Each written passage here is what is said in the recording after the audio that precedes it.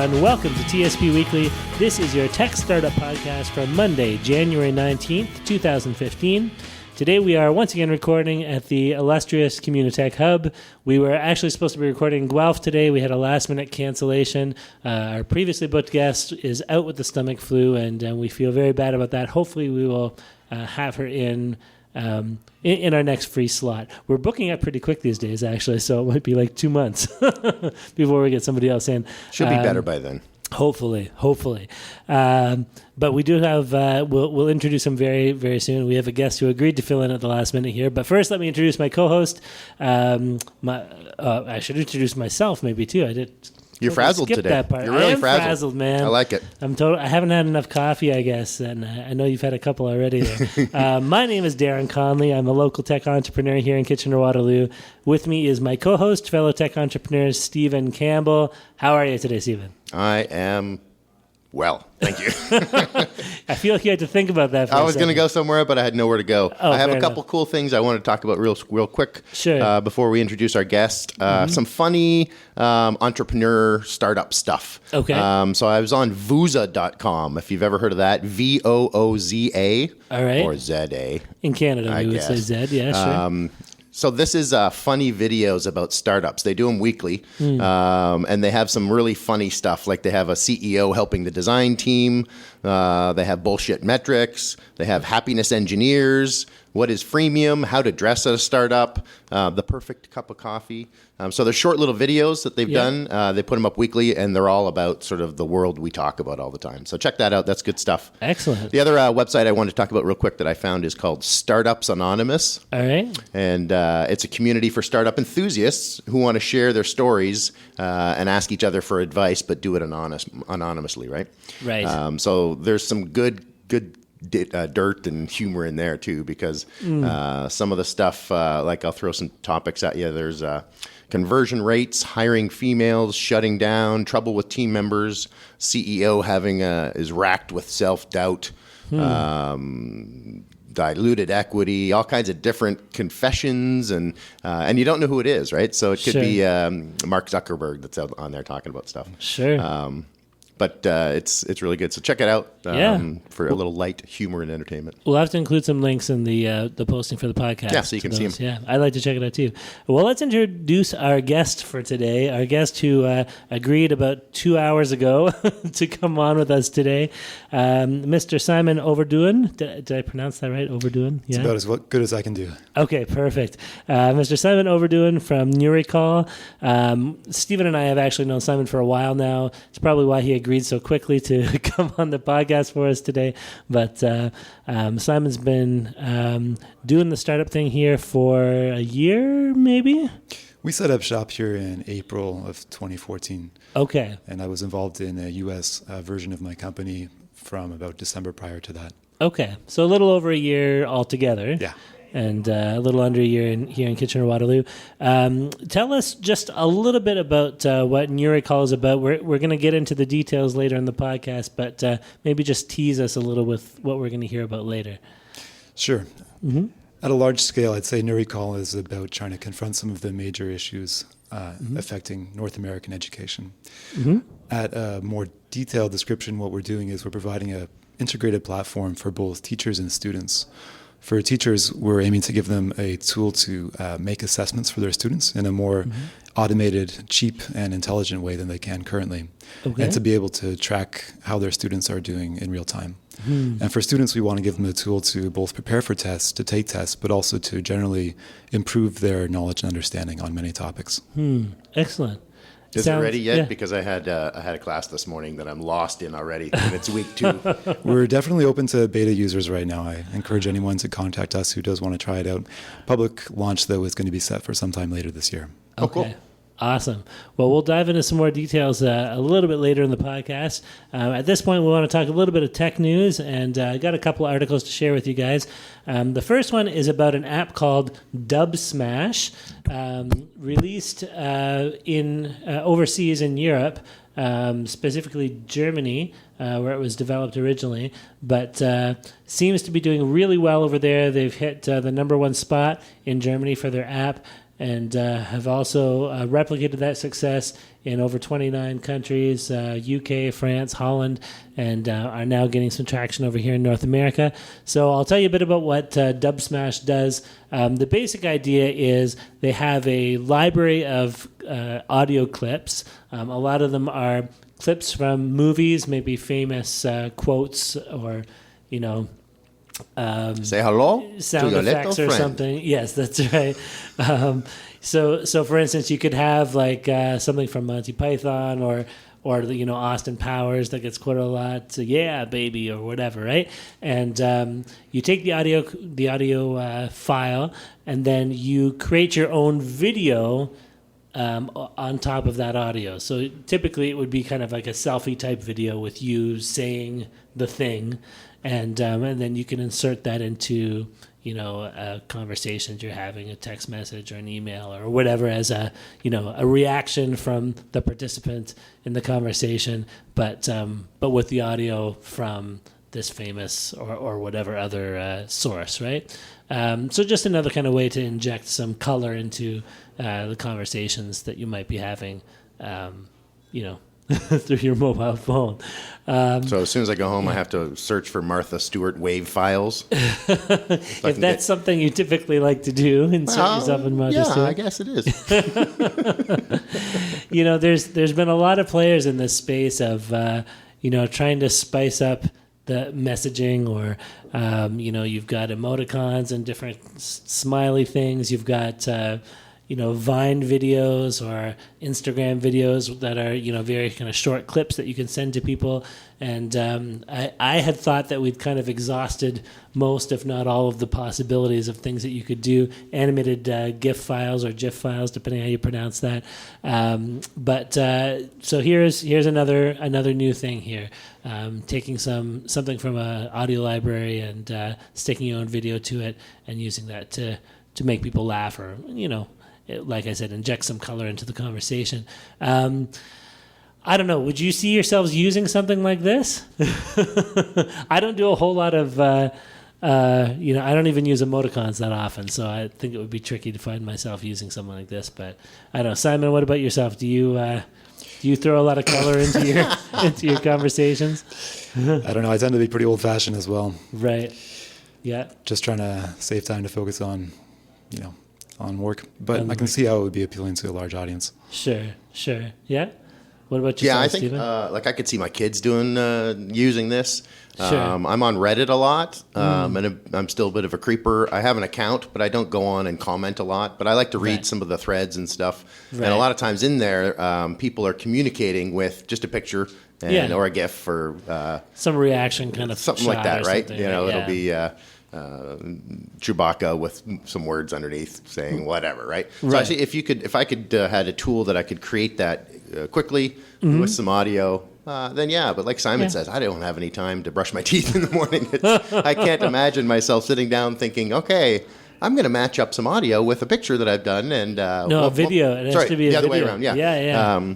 With a video that I've done and post that somewhere. Sure. Yeah, I think there might be a market for it, but I don't know that I'm it. Yeah. I know that I am not it, actually. I like seeing that whenever I come across funny memes or whatever, I enjoy kind of seeing what's the latest thing that people are, using for getting a laugh out of folks online. But I don't know. Now, having said that, maybe if I had it open in front of me and played around with it a bit, I might be able to have some fun. But I can't see going out of my way to download and try it out necessarily. But then again, we're probably not the typical target market.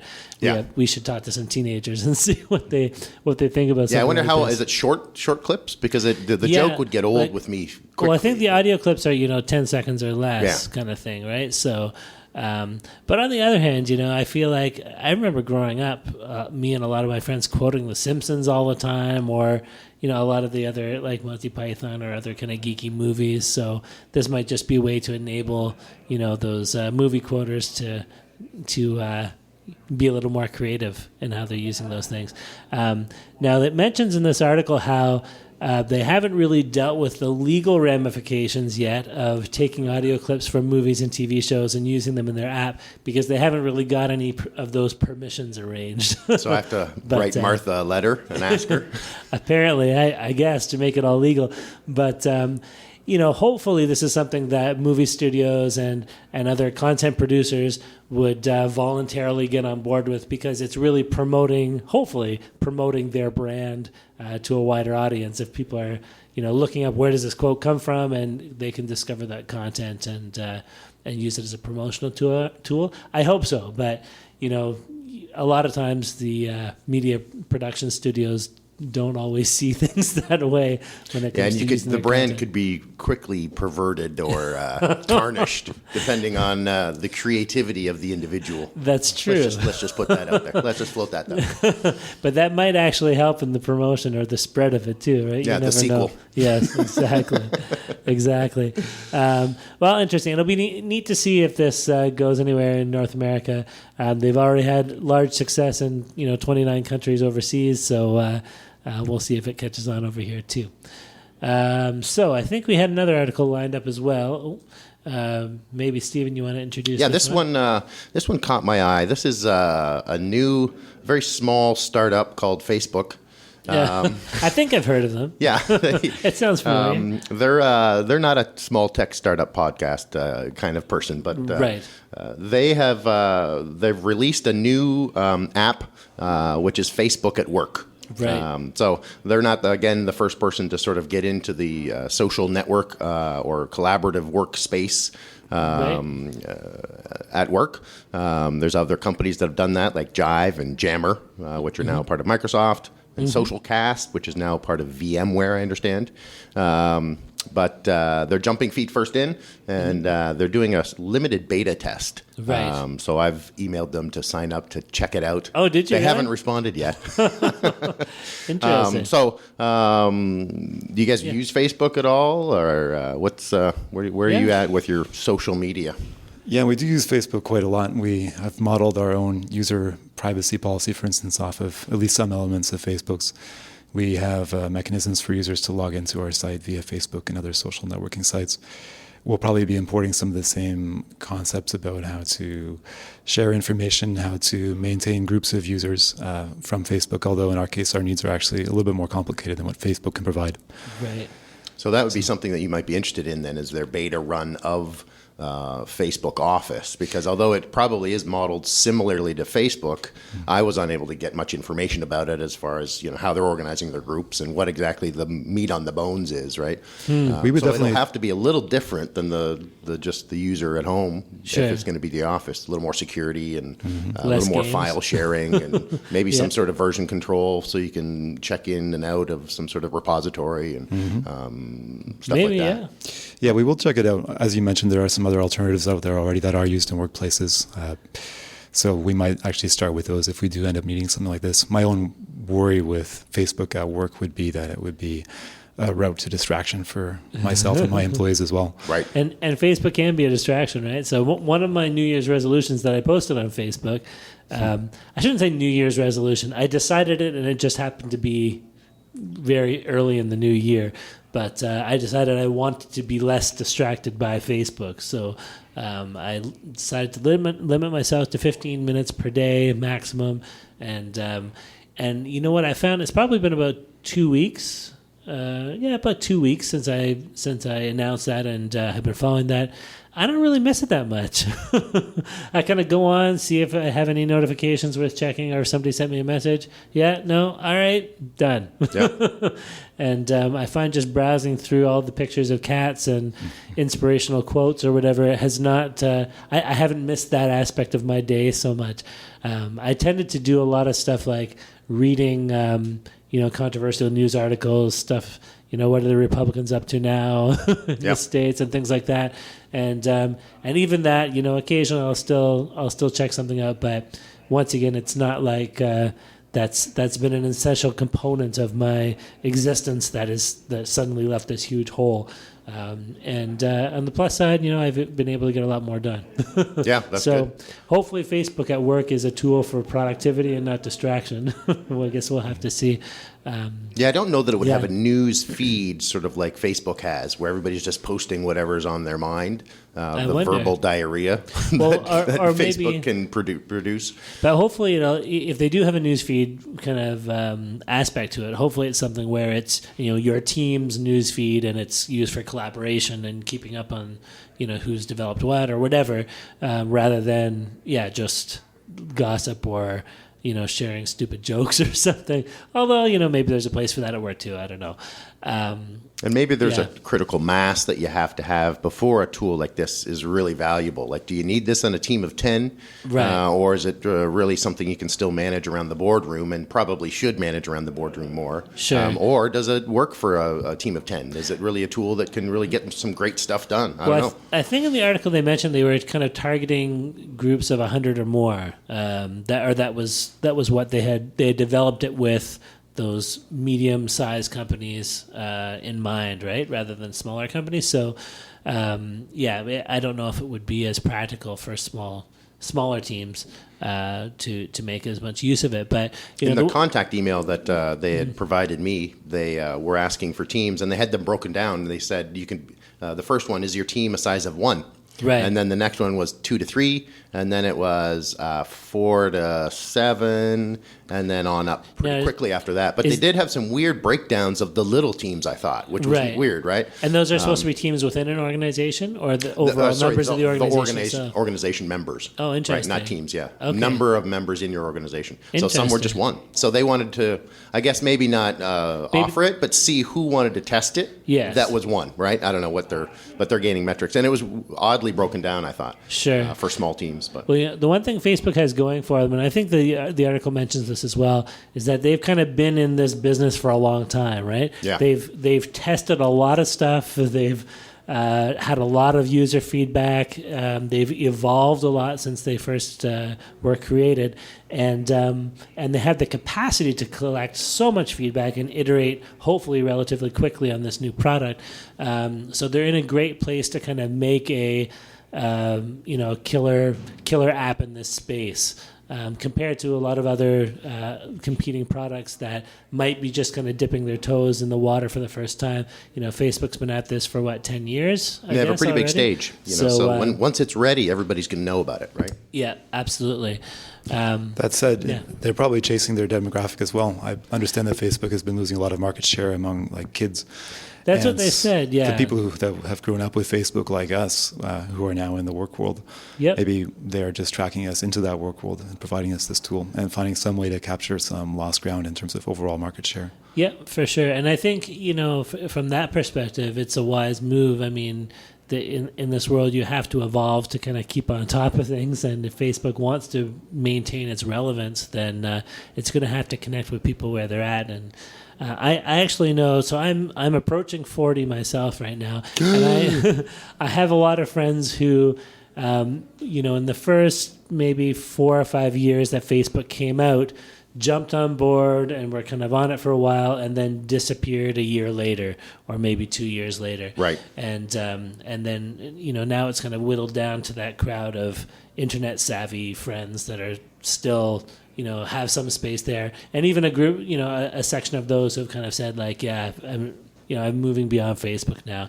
Well, I think they probably read your post, and they've been devastated that you're only 15 minutes. Was it a week or a day now? 15 minutes a day, but I probably don't even need that much. Is that in 5-minute segments, or is that a full blast of 15 minutes? I try to take it in a single dose. Single dose, yeah. Once a day.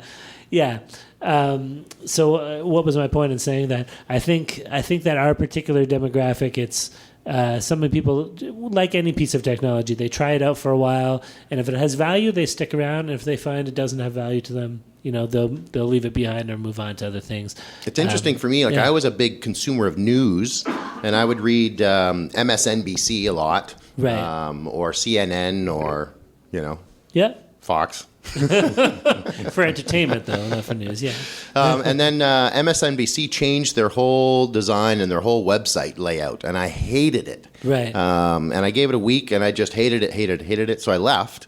Yeah. and looked around for another news site to sort of check out mostly international stuff that was happening. Sure. And didn't really find anything that hit home for me. Yeah. And that was sort of then when I started to spend more time on Facebook, because that kind of, it's not news, but it's just junk. It's kind of like turning on the TV and letting whatever channel is on, right? They do have that. I don't know if this is the same for everybody. They have that kind of trending news kind of I don't know, widget that pops up on the right side of my screen.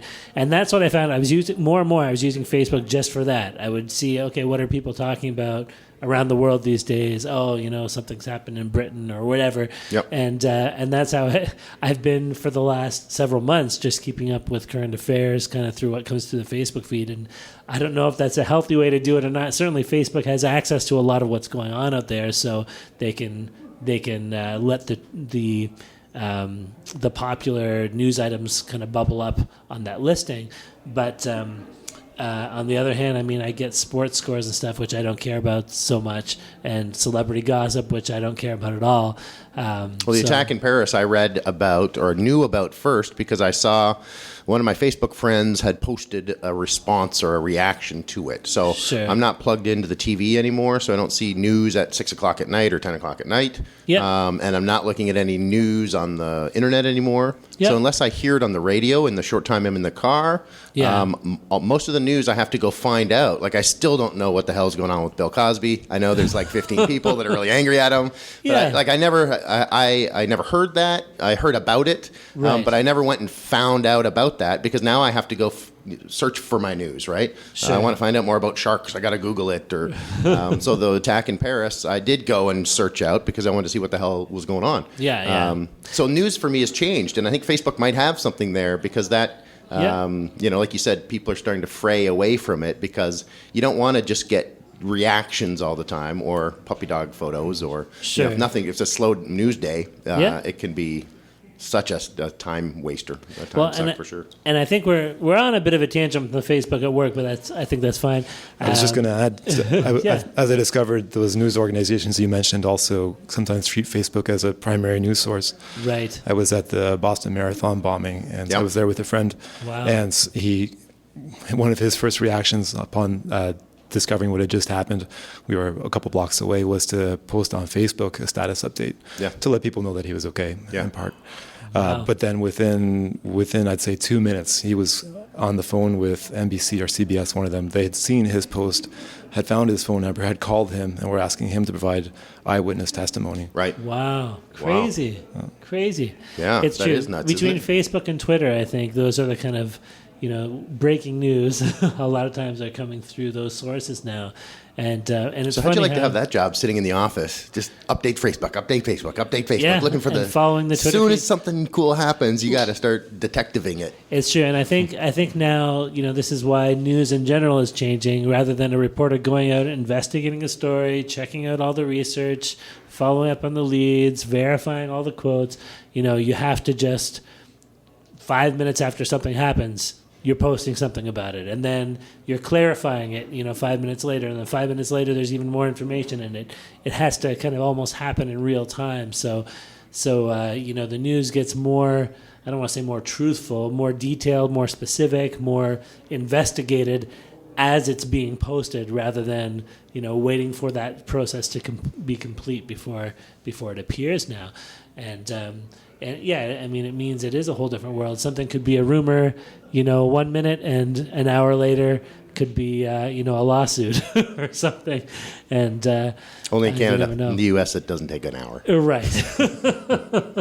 Right. But as far as finding news, I think this is something that a lot of startups, I'm sure, are probably working on, and there's going to be a lot more to be done on it. But helping people to find out their news, to get the important information from out of the ether and the noise that's out there online, but also, not just me searching what I'm interested in, but me receiving information that I don't know that I'm interested in it until I get it. Or that is good for me to know, but I would never have searched it out myself. And how do you connect people with that kind of information, right? Yeah, because if I search for bicycles on Google, all I see is bicycle ads for the next week, and it drives me nuts. That's not working. So no more bicycle searches. Well, it's just like it's whatever it is, right? Yes. So that's not giving me something that I'm interested that I don't know about. That's just I get it. I just search for bicycle. Please stop, or whatever it is. Sure. So there you go, Facebook at work.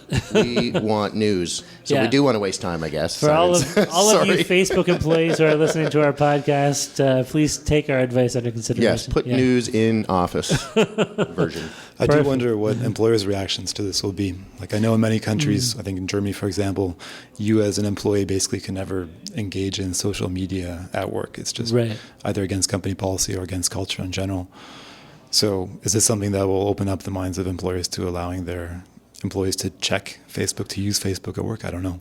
On the other hand, I know employers often use Facebook as a way of finding out more about potential hires and maybe also their employees, their personal lives, their liabilities. So maybe they'll actually welcome this. Yeah, it's a good question. I know they do have ultimate control, and everything is open. So upper management can, just like anything at work, read all your posts, and so nothing. There's no illusion of privacy, I don't think. Right, and hopefully everybody understands that who's using this in their work organization. They're not going to be posting drunken pictures from the office party or something. Yeah, hopefully.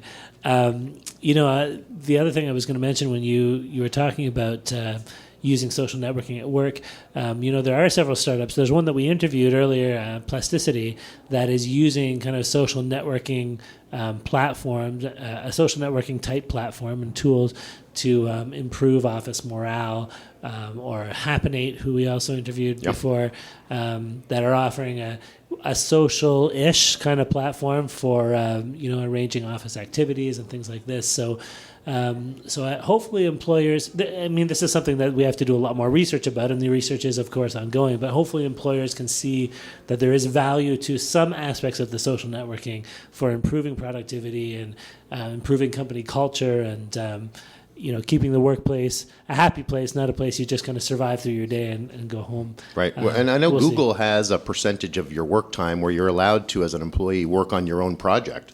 And I think ClearPath Robotics, one of the guys, Ryan, that we talked to there, 20% of his time was his own project. And the hope there is that you're working on something and that it is discovery, right? He was working on a VR Oculus Rift /robot/ computer program, right? On it in his spare time. So it was at work with work tools and work related, but it wasn't sort of on his deliverables or goal list to get something done there. So do you guys have anything like that? Do you have any spare employee time as a perk, like instead of the Google slide or anything like that? Or have you heard of that philosophy? Maybe you have to be as big as Google or Facebook before you could do that. Say, hey, 20% of time off. At our stage, we don't have, for instance, vacation time. We don't have overtime. None of that applies at our stage. What do you think of that concept of sort of letting the employee work on their own project? Oh, it totally makes sense. Yeah. We just wouldn't institutionalize it at our stage. But if an employee has an idea that they want to pursue and can convince me that it's relevant, or even just says, I want some time off to read up on this, and then I'll let you know if it could be relevant, I'd be all in favor of that. Cool. Yeah. That's agile. Yeah, absolutely. Well, listen, let's get into NeuRecall a little bit now. Am I pronouncing it right? I say NeuRecall. Are you saying NeuRecall? No, NeuRecall is good. NeuRecall is good. Excellent. New for neuroscience recall from memory. Perfect. So we've heard a little bit about what it is that you're trying to do, and I'm gonna try to tell you what it does, and you can tell me if I've understood correctly. This will be interesting. This will be a little test of how well you're communicating the platform to other people. Oh, we're still in stealth mode, so I'm sure. Oh, really? Any faults are our own. Okay, fair enough. So your goal is to help people remember information better, specifically in the educational sector of things, if that makes sense. Yes? Right? That's mostly true, yeah. We'd like to improve people's understanding, their acquisition and retention of new information, new knowledge. And would you consider those separate things? Acquisition, retention, and understanding are three separate components? As a neuroscientist, not really. So Okay. there's a bit of a problem, which is that a word like memorize has a connotation of rote memory. Right. So does recall, of rote sort of unthinking memory, whereas something like understanding, insight, creativity, those are all considered to be much higher level processes. Sure. But as somebody who studied memory from a neuroscientist perspective, you cannot have any sort of new skill, new understanding, new concepts without it being encoded somehow in your nervous system. Sure. And for me, that is by definition the process of memory formation or memorization. So you would have something like the raw information is stored somewhere in your brain, but perhaps and I'm speaking as a non-neuroscientist, perhaps the aspect of understanding comes from connecting that raw data with other pieces of data, other information that's stored, making connections and looking for patterns and seeing how things fit together in a bigger picture. Yeah, Does that make sense? I couldn't have said it better myself. Okay, you probably Nice. could have, but but I appreciate. I would have used longer words, that's all. Very flattering. Fair enough. Now, you say you started last year in December. December, I guess that would have been December 2013? Yeah, as a company. We formed actually just at the end of November 2013. Okay. Yeah. Prior to that, the company did exist in some form. It had grown out of some research that I had done and colleagues had done in the United States. Okay. Now, maybe we should. I wanted to ask you kind of a bit about the history of NeuRecall and how it developed, but maybe we should go a little bit further back and find out a little bit more of your own story and how you ended up being involved in this. Shortly after you invented the internet, you went to Stanford, was I'm it? not that old. Well, you mentioned you're involved in neuroscience. So where did that start for you? At what point did you say, I'm going to be a neuroscientist? Yeah, that goes way back. I would say that I got my interest in neuroscience actually from listening to the radio. Okay. To Quirks and Quarks in particular. They had and still have a long focus on both astronomy and neuroscience. Okay. And both of those areas definitely interested me quite a lot. And did how old were you at that point? Oh, this would have been my teenage years. Okay. Yeah. The 1990s were considered to be the decade of the brain, probably not the last. And around that time, there was a lot in the popular press about neuroscience. Okay. Yeah. And something sparked in you saying, this is what I want to pursue? Yeah, for sure. It was that also in process of elimination. My 4 older siblings were in astronomy, physics, molecular biophysics, geochemistry, botany, so I had to choose something different. And neuroscience was the only one left? Pretty much. That sounds Cab like, driver, football player. That's right. Well, it's Dentist. quite a family, collective family resume there. That's interesting. And are you the youngest then? Yeah, of your I'm the siblings? last. Wow. And what was it like then to, if you don't think it's too personal a question, to grow up in a family where your siblings are kind of all pursuing these very, intellectual fields of study? Did you feel that there was a lot of pressure to match up to their ambitions? Or Yeah, tell us a Thanksgiving dinner story, will you? Yeah, no, there was really no pressure being the 5th kid of 5. I was let to do whatever I wanted to do. That said, though, I was literally under the misunderstanding until about age 12 that the majority of adults are somehow involved in education. My father was also a university professor. My mom had trained as a teacher. So that was the world that I knew. Wow. It wasn't until my teenage years that I finally figured out, I think, just how small a fraction of humanity is actually engaged in knowledge discovery. Right. And did you, neuroscience and education are not necessarily two things that have to go together. Had you decided back then that being involved in the education side of things also would be a part of your future, or was neuroscience kind of your main target? No, I'd say neuroscience was the main target at that point. Okay. Yeah, the educational interest came about when I was a graduate student myself, and I found that the way I was trying to educate myself was not very efficient. After taking some courses in the first part of graduate school, we were still expected to continue to learn. In fact, we had to keep studying in order to remain conversant in the field. We had to study things like neuroanatomy, for example.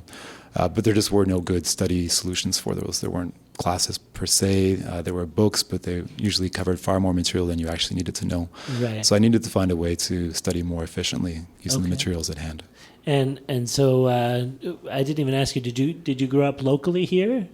Yeah, that's right. I grew up in Kitchener-Waterloo, and Okay. then went to the U.S. for my graduate school and postgraduate education. Where did you do your undergrad, if you don't mind me asking? That was Laurier. Oh, okay. Go Golden Hawks. So Laurier, and then from there you were at MIT. MIT and...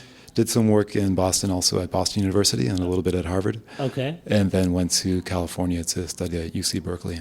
Okay. Wow. So that's so a nice kind of... I'd hang out at Stanford once in a while. Okay, well, good. You still seem to have covered a few really nice schools. Yeah, boy, oh boy. I love hanging out with smart people. Yeah. Yeah. And Darren. And Darren. I love it. Thank you, man. Cool. And just because we haven't actually interviewed many people who have kind of been to Ivy League schools in the past, or at least I don't think so, that I can remember. No, it hasn't come up anyway. Since we kind of have you as a first-hand source of information, what is it like to be on campus at MIT or Berkeley or one of the? Was it Berkeley you said? Mm-hmm, that's right. One of these prestigious schools as a Canadian from Kitchener-Waterloo. Trying to make your mark on your field. Did you kind of feel lost in the intellectual ocean of the rest of the students and professors there, or did you? What kind of pressure were you under to kind of perform in those environments, if you don't mind me asking? Yeah, it's a good question. I would say that as a graduate school at those universities, you're under much less pressure to perform academically than you would as an undergraduate. I did sit in on some undergraduate courses. I saw what they went through at a place like MIT, and it is tough. Wow. It's tough. I don't know that it's any worse than University of Waterloo. I've read up online that UW students are quite well prepared actually for an academic environment like MIT, more so than the average student who gets in. Right. I don't know if that's true for the other schools locally. Let's choose to believe it. Yeah. So these schools are all quite difficult to perform in. But as a graduate school student, you are not expected so much to do well at courses. In fact, if you're aiming after straight A's in the courses you do have to take as a graduate student, you're probably not spending your time appropriately. Right. You're there to do research. Right. And for that, a school like MIT, a school like UC Berkeley, Boston University, they were fantastic. Sure. They had tremendous amounts of resources available, collections of some of the brightest people in the world. Right. And a lot of freedom to do what they wanted to study. And I'm assuming you're expected to publish regularly as part of your studies there as well. Yeah. Yeah, I'd say it's fairly typical to expect that you should publish about 3 articles on average in peer-reviewed publications by the time you finish your PhD. Right. Which, by the way, doesn't usually happen after a master's. It includes a master's. Okay. Gotcha. Interesting. Okay. So we've just tracking with your history now. NeuRecall then, I'm assuming, grew out of your PhD work. You said it was kind of towards the end of your studies. Yeah, there was a bit of overlap between what I studied in PhD, which touched on, among other things, how to optimize the learning of new skills. Okay. In our case, we had more of a focus on movement skills or motor skills, like learning how to swim, learning how to play tennis, that kind of thing. Sure. But many of the basic insights about motor consolidation do seem to translate also to other areas of learning and memory. Okay, interesting.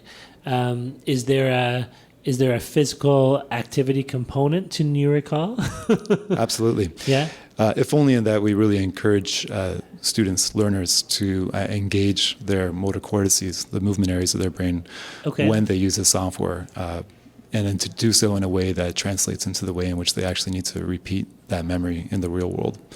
So, for example, if you're someone who has a lot of trouble remembering people's names, one suggested application would be to use the software to be presented with photos of those people, and then not just to click on the name of the person when presented it to you in the form of a multiple choice question, but to actually speak the name out.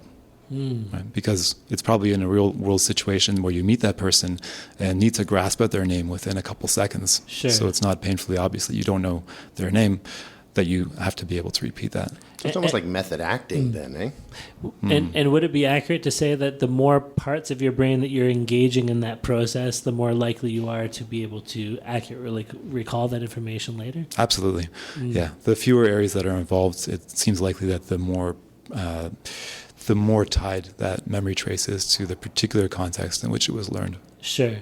Now, I wanted to ask you this before I forget. It's slightly tangential, but related to what you're doing. So we've seen a lot of apps come out in the last few years, brain training kind of apps, where they get you to play games, or maybe you're doing Sudoku or something, with this promise that it's going to help help you think better or be more creative or retain knowledge or at least healthier, keep work your out brain your body, from getting dumber. Yeah, that's right. Healthy brain. I think a lot of the way they sell it to a lot of people is, you might be getting dumber and not realize it.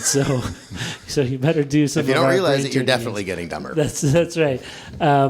And lately, I've come across some information essentially saying that these type of apps really don't have a lot of value beyond training you to get better at using those apps. But that the science is kind of still out.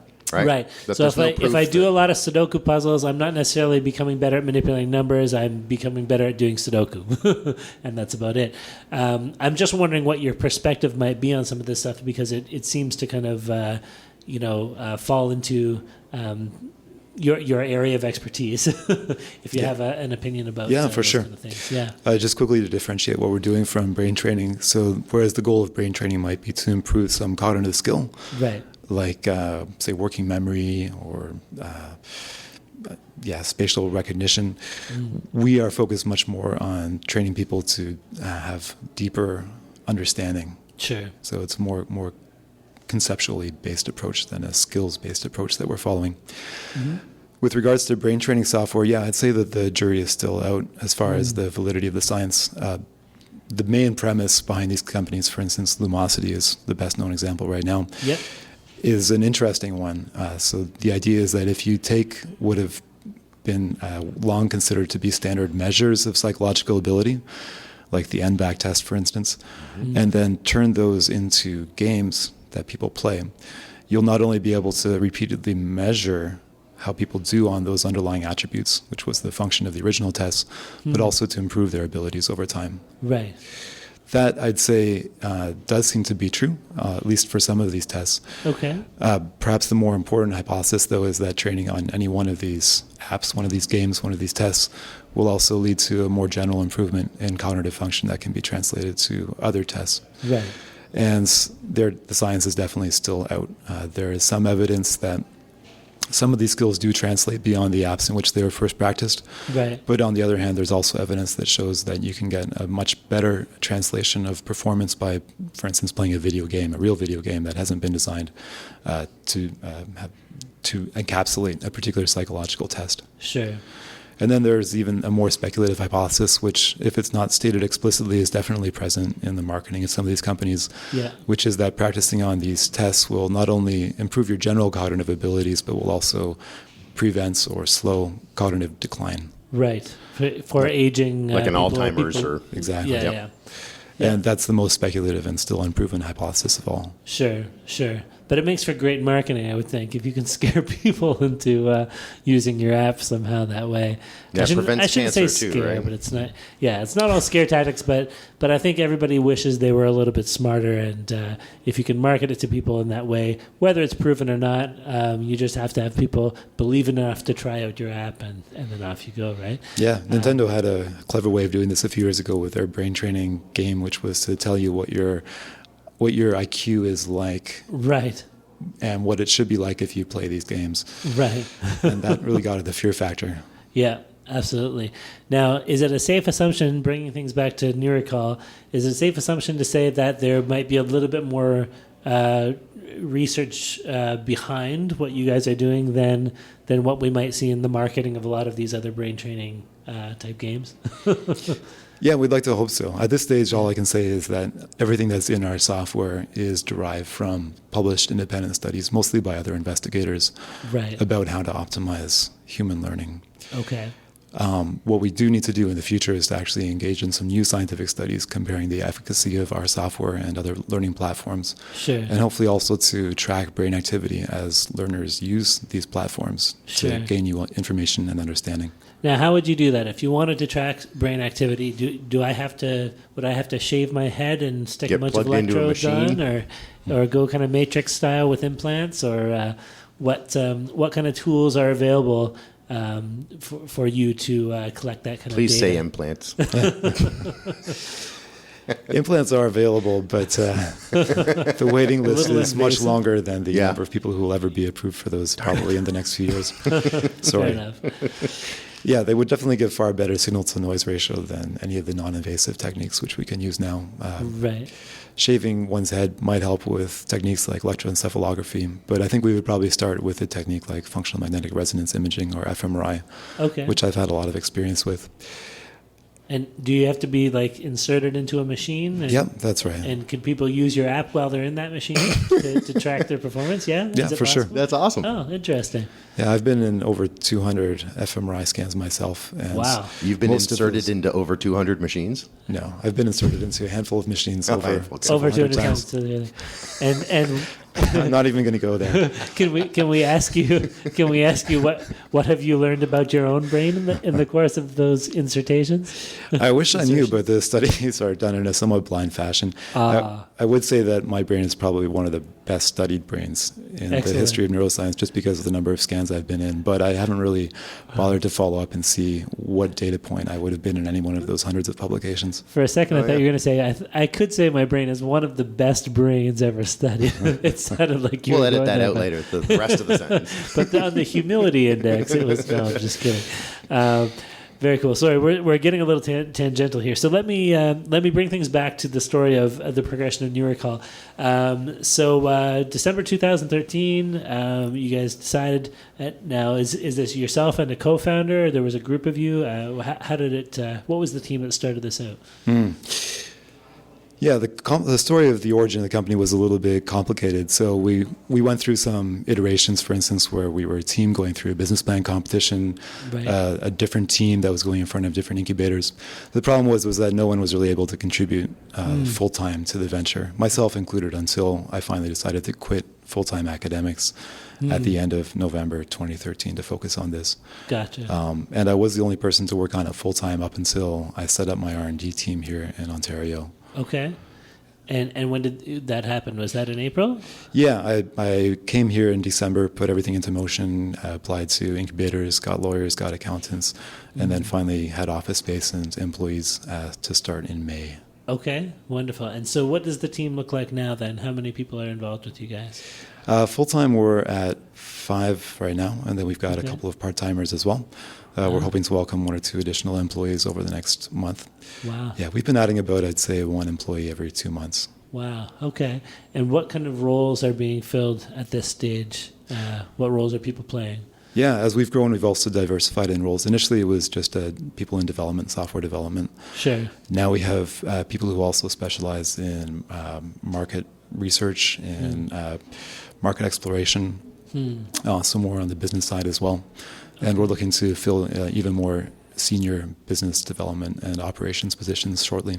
Okay. Also, we're going to be adding people more on the science side. So far, that's mostly just me, but we're looking to hire someone right now who has expertise in computational science, maybe machine learning, and some more advanced techniques which we hope to exploit in order to develop real solid explicit models of what is inside any one learner's head at a given point in time and how we can optimize their further learning trajectory. Sure. So as And you build this team, how's it been going from an academic to a sort of a CEO or the leader?